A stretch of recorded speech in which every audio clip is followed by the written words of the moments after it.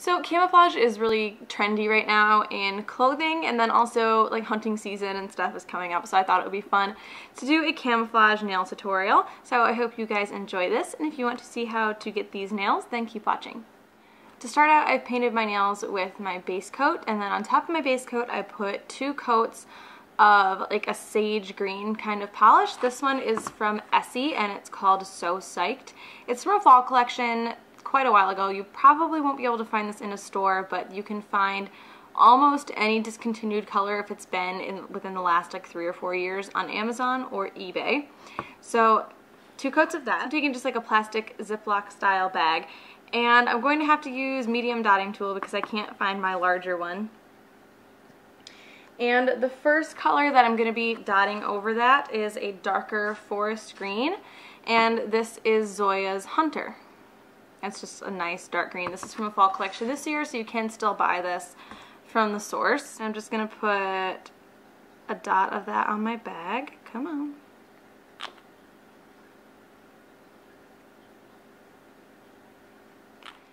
So with my larger dotting tool, I'm just going to dip into that green polish and start doing larger globs on the nail like that.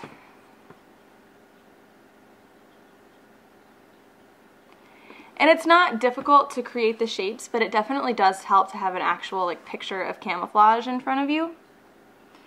So you can kind of see how to branch the shapes off and whatnot. So I'm just going to put like 3 of this color on each nail because we are going to use 2 other colors, and eventually it will get a little crowded if we put too much of each color on.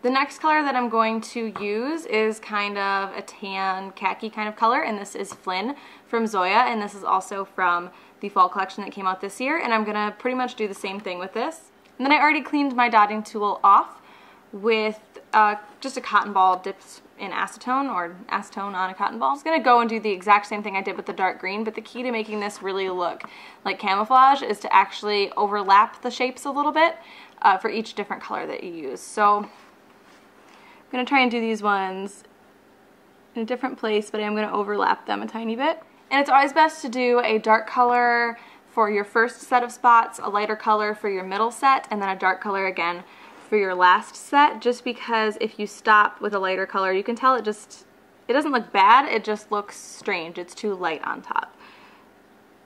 So it's good to kind of layer your colors in that order. Never end with your lightest color.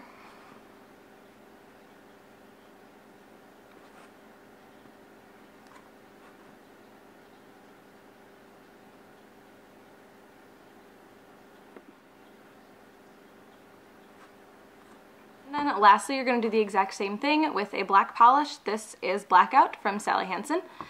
And I'm just going to go in and overlap some of that tan.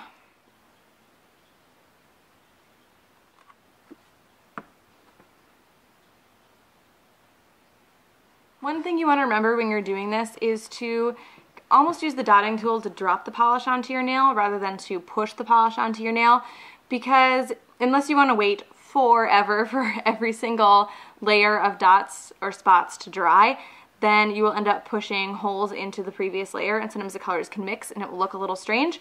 So just make sure that you're going with a light hand and kind of just using the dotting tool to drop the polish onto the nail rather than actually push it in. And then you do have to wait for all the layers to completely dry before you can apply a top coat, because otherwise you will drag the colors and smear them a little bit, which ruins the entire manicure.